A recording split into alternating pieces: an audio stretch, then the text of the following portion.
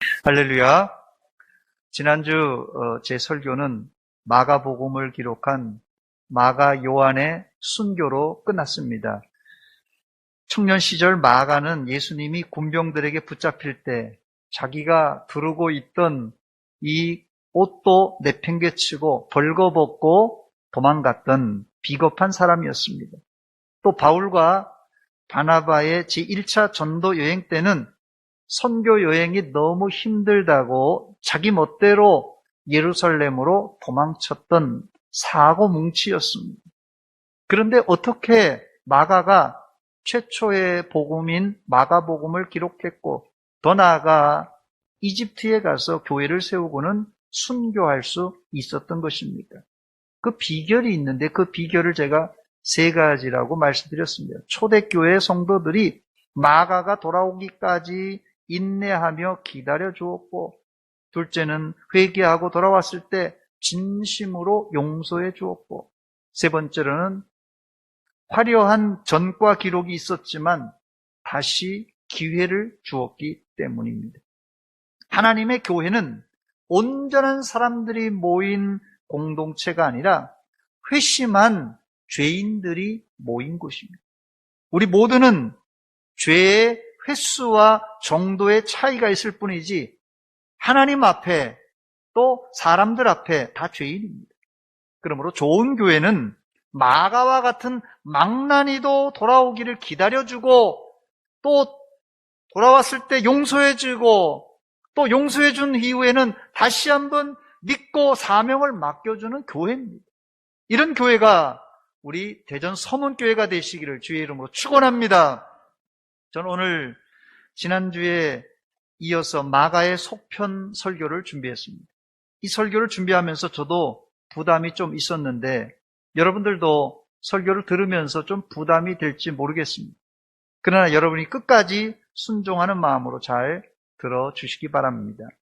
현대인들에게 설교는 듣고 마음의 평안을 느껴야 은혜 받았다라는 소리를 듣는데 저는 역설적으로 성숙한 그리스도인이라면 설교를 듣고 불편한 것이 더 큰 은혜라고 믿습니다.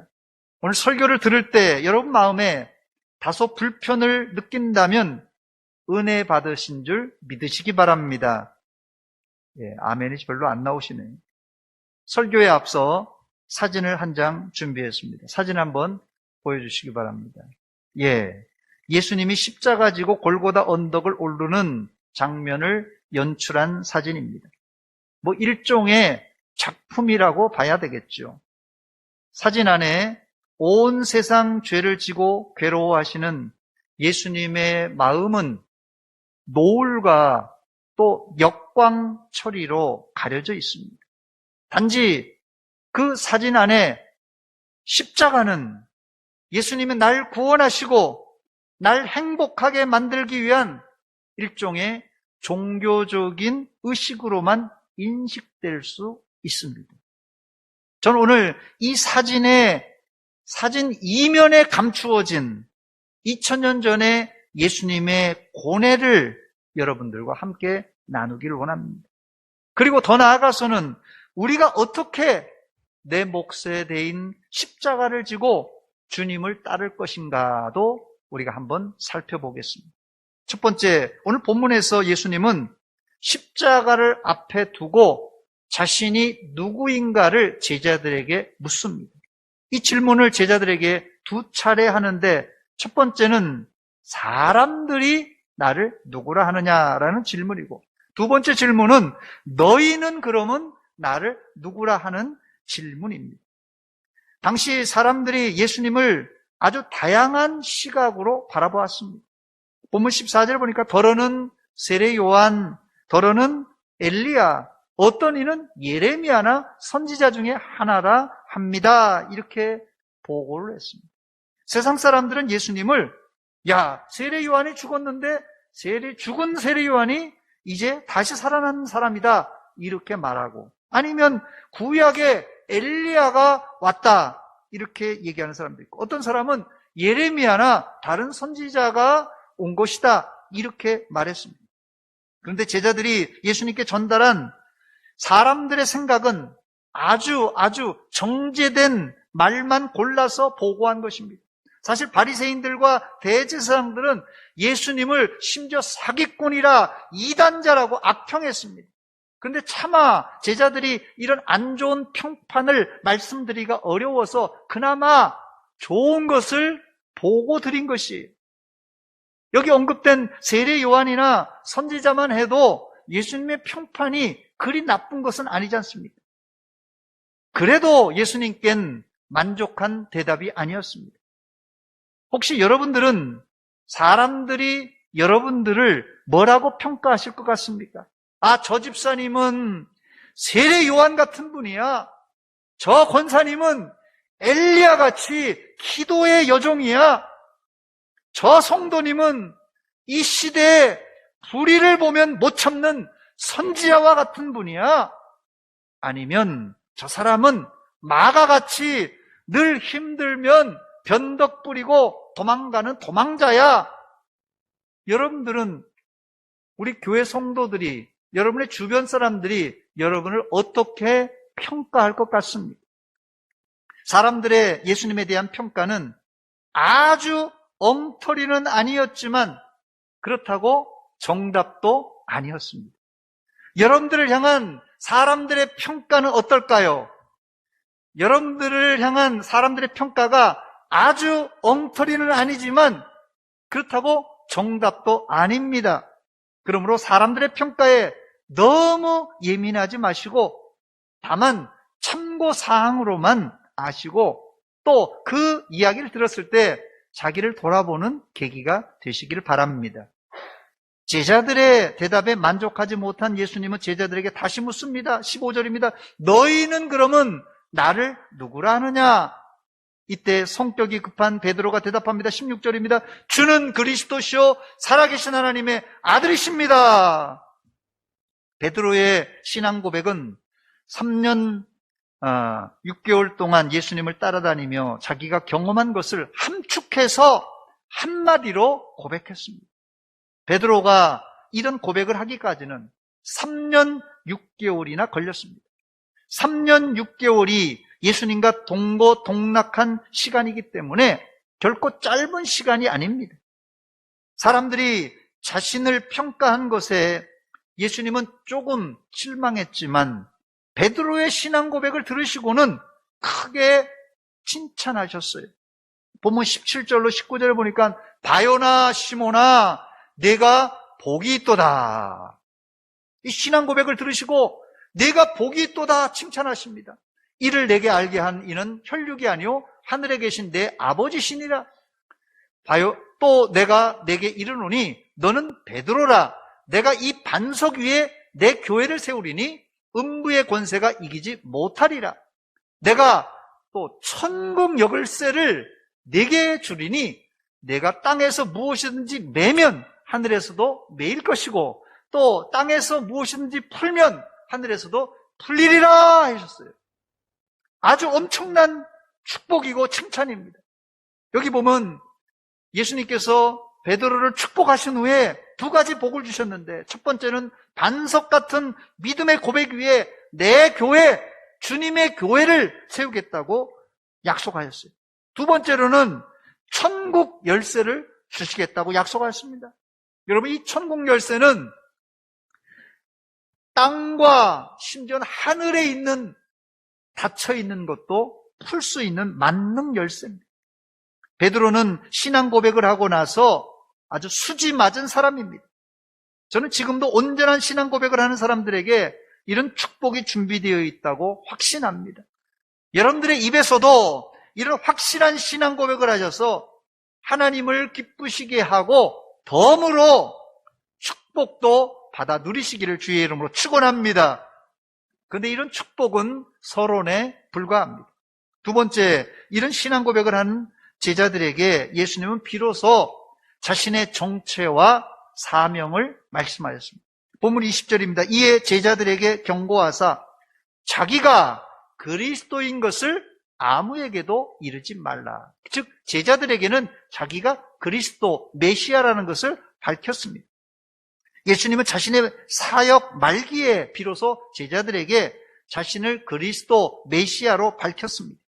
그리고는 바로 자신이 이 땅에 오신 이유, 그 사명을 밝히는데 본문 21절입니다. 이때로부터, 그 이야기를 하고 나서 이때로부터 예수 그리스도께서 자기가 예루살렘에 올라가 장로들과 대제사장들과 서기관들에게 많은 고난을 받고 죽임을 당하고 제3일에 살아나야 할 것을 제자들에게 어떻게 해요? 비로소 나타내셨습니다.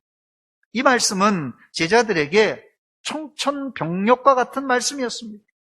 이들은 지금 예수님과 예루살렘으로 올라가면서 이젠 예루살렘에 올라가기만 하면 내가 이제 한 자리 우의정이든 좌의정이든 차지하려고 하는데 난데없이 예수님이 죽는다고 하시니 너무 어처구니 없는 일입니다. 이런 상황에서 베드로가 가만히 있었겠습니까? 본문 22절에 보니까 베드로가 예수를 붙들고 항변하여 이르되 주여 그리 마옵소서, 이 일이 결코 주께 미치지 아니하리이다. 본문을 자세히 읽어보면 2000년 전에 베드로가 예수님을 붙들고 한 이야기, 그 목소리가 생생하게 들리는 듯합니다. 베드로가 예수를 붙들고 했는데 일단 베드로가 화가 나서 예수님의 옷자락을 덥석 붙들었던 것입니다. 그리고는 항변하여 했는데 이 항변이라는 말은 잔잔한 반대가 아니라 거의 싸우자는 식의 거친 반응입니다. 항변했어요. 그러면서 뭐라고 합니까? 주여 그리 마옵소서, 이 일이 결코 주께 미치지 아니하리이다. 이 일이 절대로 주님께 일어나서는 안 됩니다 말했어요. 이 말은 예수님을 위하여 한 것 같지만 사실상 당신이 죽으면 안 됩니다. 당신이 죽으면 난 닭 쫓던 개 신세가 되기 때문에 당신이 죽으면 안 됩니다는 뜻이에요. 이런 베드로의 강경한 태도에 예수님은 더 강경하게 반응하셨습니다. 본문 23절입니다. 사탄아 내 뒤로 물러가라, 너는 나를 넘어지게 하는 자로다 했습니다. 예수님이 바리새인들에게 독서를 퍼부었지만 제자들에게 사탄이라고까지 한 것은 처음 일입니다.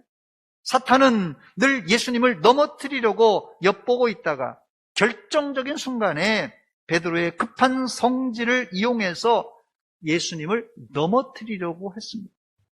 여기서 그래서 예수님은 즉각적으로 뭐라고 반응했습니까? 사탄아 물러가라고 그랬어요. 아마 베드로도 깜짝 놀랐을 것이에요. 그런데 현대판 베드로가 우리 중에도 많습니다.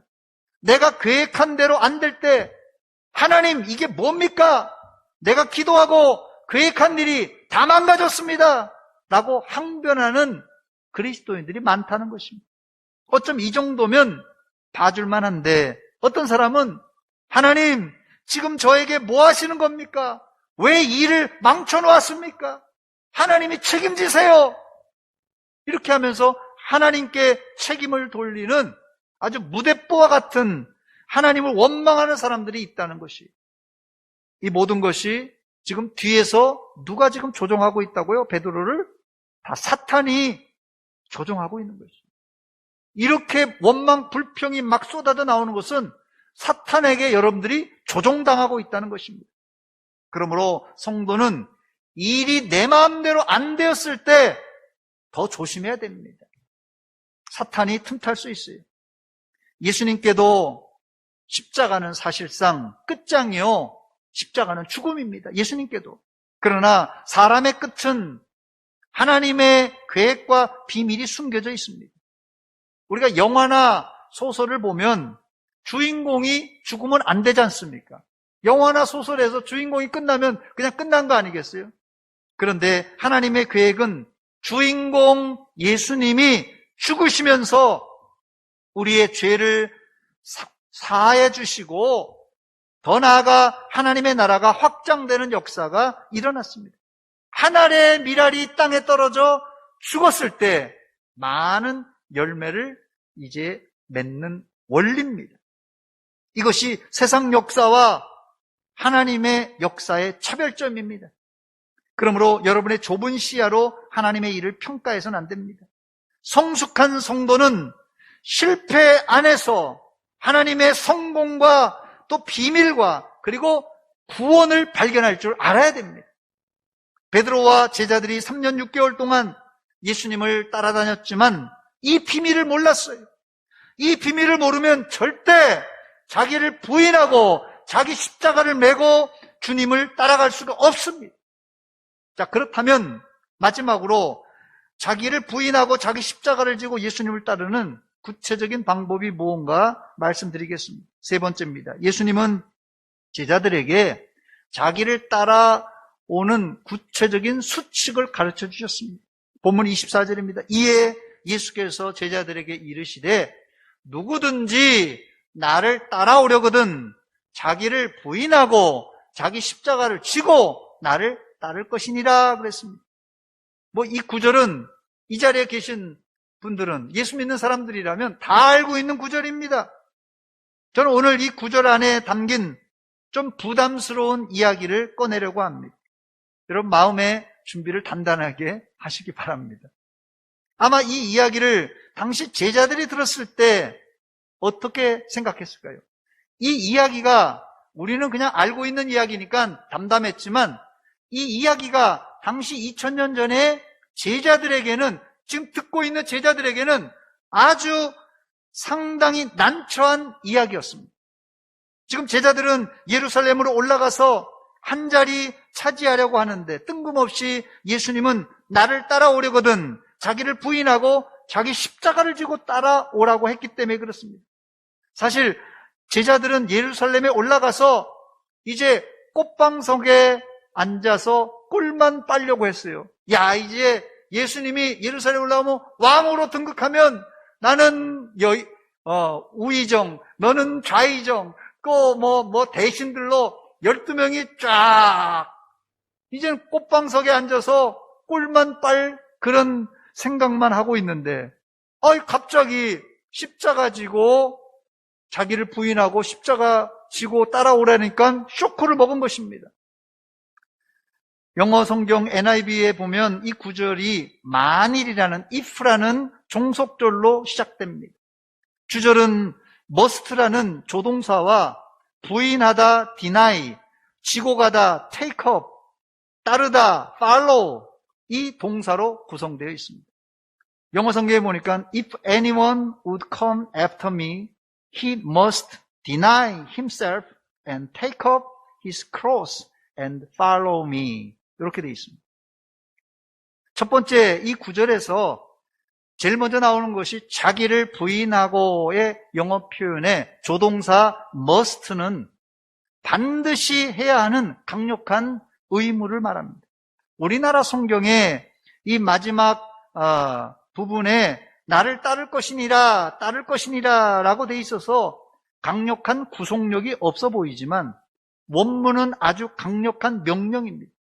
이것이 예수님을 따르는 첫걸음이에요. 이 말은 우리에게도 충격이지만 당시 제자들에게도 충격입니다. 지금 베드로는 주는 그리스도시요 살아계신 하나님의 아들입니다 라고 고백은 했지만 실상은 그의 마음은 아직도 준비가 되어 있지 않았고 그의 생각은 예수님의 생각과 달랐어요. 예수님과 베드로의 생각이 다를 때 누구 생각에 맞춰야 되겠습니까? 베드로가 고집이 세니까 베드로 고집대로 할까요? 아니면 베드로가 자기 고집을 꺾고 예수님의 말씀대로 자기를 부인하고 자기 십자가를 지고 주님을 따라가야 할까요? 당연히 베드로가 고집을 꺾고 예수님을 따라가야 되겠죠. 이게 순서입니다. 여기 부인하다라는 헬라어는 아파르네오마이라는 단어입니다. 이 아파르네오마이라는 단어는 3인칭 부정과거 명령형입니다. 3인칭 부정과거 명령형.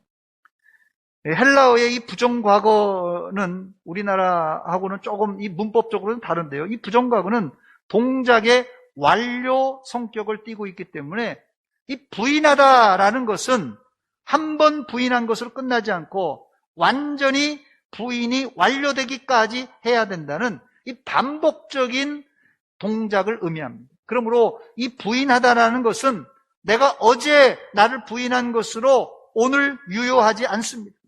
그러므로 여기 나오는 이 부인이라는 단어는 주님 날아갈 때까지 부인하고 또 부인해야 한다는 뜻입니다.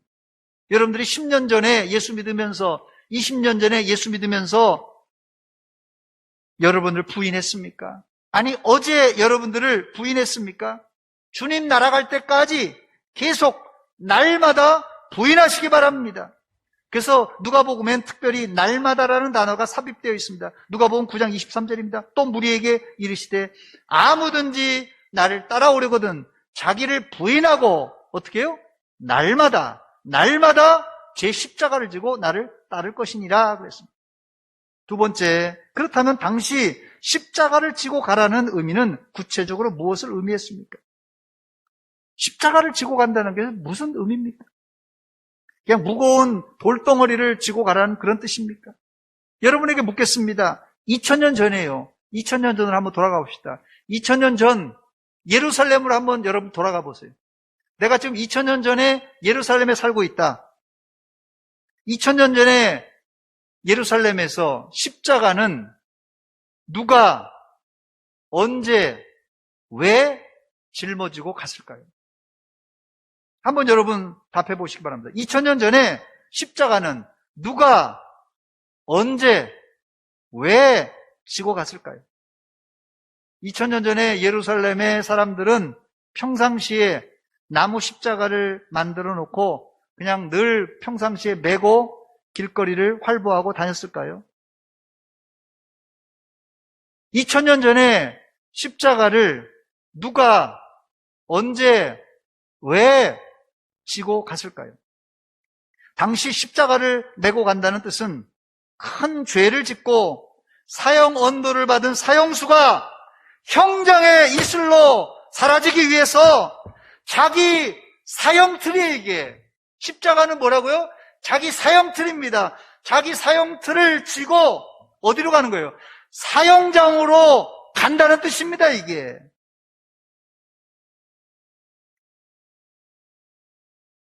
(2000년) 전에 예루살렘에서 십자가를 누가 진다고요?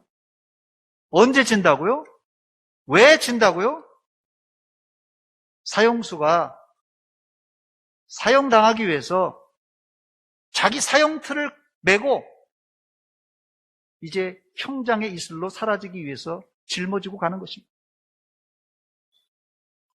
당시 제자들은 십자가를 지고 나를 따르라는 말을 정확하게, 이런 의미를 정확하게 알았기 때문에 베드로가 뭐라고 했습니까? 예수님 안 됩니다. 절대로 안 됩니다. 예수님 죽으면 안 됩니다. 이렇게 얘기했는데 그 말은, 그 속뜻은 뭐예요? 나 절대 못 죽습니다. 나 절대 십자가에 못 달립니다. 이런 뜻입니다. 제가 처음 설교를 시작하면서 부담되는 설교라고 시작한 이유를 이제 여러분 알겠습니까? 자기를 부인하고 자기 십자가를 지고 가는 것은 그냥 십자가 액세서리를 두르고 뭐 귀걸이에다가 목걸이에다가 멋내라고 하는 뜻이 아니라 사형수가 사형장으로 끌려가는 그런 자세로 예수 믿으라는 거예요. 여러분, 가미가제 특공대 영화를 보셨습니까? 가미가제. 나이 드신 어른들은 아실 텐데요. 태평양 전쟁 때 일본의 가미가제 특공대가 미군 함정을 향하여서 자폭 테러를 위해 딱 축배를 들고 비행기를 타고 미국 함정에 돌진했어요. 처음에는 이 가미가제 특공대 때문에 미군이 상당히 곤욕을 치렀습니다. 그래서 지금도 일본 사람들에게 이 가미가제는 애국심을 대표하는 표현입니다. 우리가 예수를 믿으려면 바로 이런 심정으로 십자가 지고 믿으라는 소리입니다. 이 설교를 듣고 어떤 분은 야, 이런 게 진짜 예수 믿는 거라면 난 못 믿겠다 하시는 분들이 있을지 모르겠어요. 아니면 내가 왜 죽어? 나는 예수 믿고 행복하게 살다가 죽을 때도 고통이 없이 죽는 것이 내 소원인데 내가 왜 끔찍한 십자가에 매달려 주고 하면서 예수 못 믿겠다는 분이 생길지 모르겠습니다. 어쩌면 이런 반응이 나와야 정상인지 모릅니다. 그러나 예수님이 제자들에게 자기를 부인하고 자기 십자가를 지고 나를 따르라는 말의 진짜 의미는 바로 이 의미입니다. 나를 위해서 내가 십자가에 죽는데 너도 나를 따라서 죽을 수 있니? 너도 나를 따라서 십자가 지고 죽을 수 있니? 이런 의미입니다. 이 사실을 정확하게 알았기 때문에 제자들이 베드로가 열변을 통하면서 반대했던 것입니다. 저는 외람되지만 지난주에 이어서 우리 교회 중직자를 선출하는 이유와 목적을 말씀드리고 있습니다.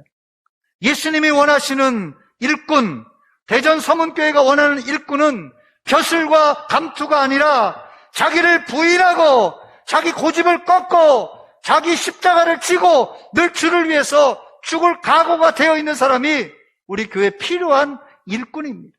누가복음 14장 27절입니다. 누구든지 자기 십자가를 지고 나를 따르지 않는 자도 능히 내 제자가 되지 못하리라 그랬습니다. 예수님이 제시한 제자의 수칙에 동의가 되시면 여러분은 먼저 베드로가 했던 신앙 고백 있지 않습니까?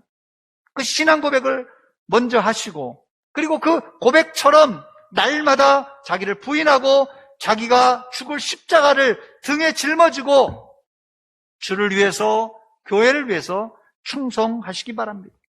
물론 그렇다고 염세주의자처럼 매일 죽을 생각만 하라는 소리는 아닙니다. 내가 주를 위해서 열심히 살아야 돼요.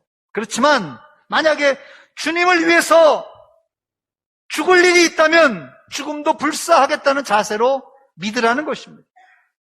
바울 사도는 이 말씀을 지키기 위해서 갈라디아서 2장 20절에 내가 그리스도와 함께 십자가에 못 박혔나니 그런즉 이제는 내가 사는 것이 아니요 오직 내 안에 그리스도께서 사시는 것이다. 이제 내가 육체 가운데 사는 것은 나를 사랑하사 나를 위하여 자기 자신을 버리신 하나님의 아들을 믿는 믿음 안에서 사는 것이라 그랬습니다. 바울 사도는 자기를 부인하고 자기 십자가를 지고 가는 정도가 아니라 한 수 더 떠서 나는 이미 어디에요? 십자가에 못 박혀 죽었다. 나는 예수님과 함께 이미 십자가에 못 박혀 죽은 사람이다. 난 죽은 사람이다. 이제 내가 사는 것은 내가 사는 것이 아니라 내 안에 그리스도가 사는 것이라고 고백했습니다. 말씀을 맺습니다. 현대인들은 예수를 믿어도 부담 없이 예수 믿으려고 해요. 부담 없이 예수 믿으려고 합니다. 여러분 좀 부담을 좀 가지라는 소리입니다, 제가. 예수 부담 없이 믿는 게 아닙니다. 과거엔 우리나라가 허리띠를 졸라매고 고생을 한 세대이기 때문에 여기 나이 드신 어른들은 다 고생한 세대 아닙니까? 그래서 과거 40년, 50년 전에는 개척교회라도 개의치 않고 출석했습니다. 그래서 우리 교회가 50년 전에 이 자리에서 문화동에 개척될 때 여기가 기아자동차 차고였다고요? 기아자동차 차고지를 사서 주차장이죠, 차고지가. 거기에다가 가마니를 깔고 가마니를 깔았나요? 뭐 했나요? 우리 김용택 장로님. 가마니는 아닌가요? 예? 몽석? 예. 몽석이든 가마니든요. 그리고 예배 드렸지만 그곳에 50년 전에 사람들이 몰려들었습니다. 만약 지금 제가 문화동에 천막을 치고 가마니를 깔고 개척한다면 과연 사람들이 얼마나 몰려들까요? 여러분 같으면 그런 교회에 출석하시겠습니까? 예수 믿는다라는 뜻은 성공하고 호강하다가 아프지도 않고 천국에 가는 것이 아니라 고난과 불이익과 심지어 죽음이 올지라도 주님을 따른다는 의미입니다.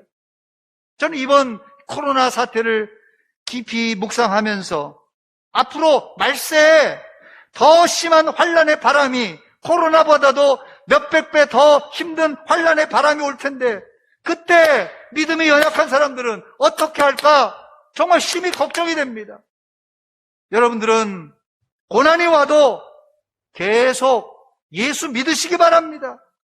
심지어 사탄이 여러분을 죽인다 해도, 위협해도, 그래도 교회 나오셔야 되고 예수 믿으시기 바랍니다.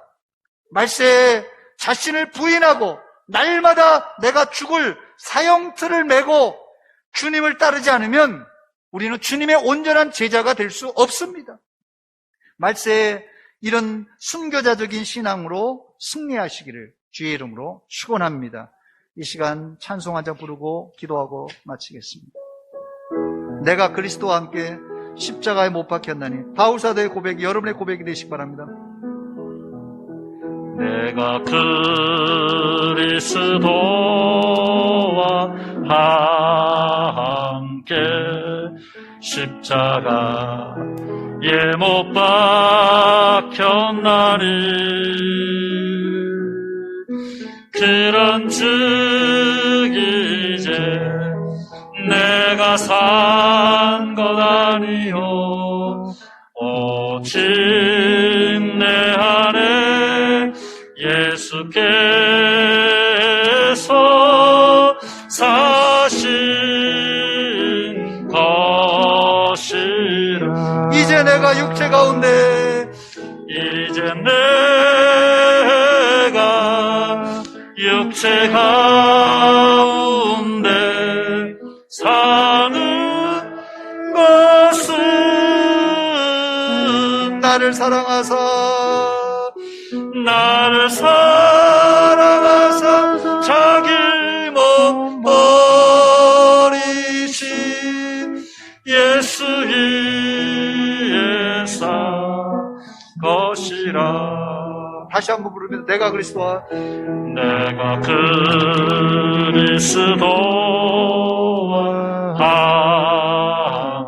결단하면서 부르시기 바랍니다. 결단하면서 부르시기 바랍니다. 켰나니, 그런즉 이제 내가 산 것 아니요 오직 내 안에 예수께서 사신 것이라. 이제 내가 육체 가운데, 이제 내가 육체 가운데 사는 것은 나를 사랑하사 자기 몸 버리신 예수의 산 것이라. 이 시간 한 목소리 같이 기도합니다. 하나님, 우리가 예수 믿고 행복하고 예수 믿고 잘 살고 예수 믿고 고통도 없이 천국 가려고 했는데 십자가 지고 고난을 감내하고도 예수 믿겠습니다. 하나님, 고난이 오더라도 주님과 함께 도망가지 않고 십자가 지고 가겠습니다. 결단하며 함께 기도하겠습니다. 하나님, 우리 아버지 은혜와 사랑 감사드립니다. 이 아침에 저희들 십자가에도 하나님 믿음의 도를 하나님 아버지 확인하였습니다. 주여, 말세지 말에 코로나로 인해서 하나님 아버지여 핍박이 올 때, 코로나로 인해서 아버지 어려울 때 우리가 하나님 내 몫에 대한 십자가 내팽개쳐버리고 세상으로 내 마음대로 갔습니다. 아버지, 이 시간 하나님 다시 한번 하나님 믿음의 하나님 아버지여 돌아오게 하여 주시옵소서. 주님께 돌아오게 하시고 나의 정체성을 온전히 메고 주님 따를 수 있도록 하나님 도와주시옵소서.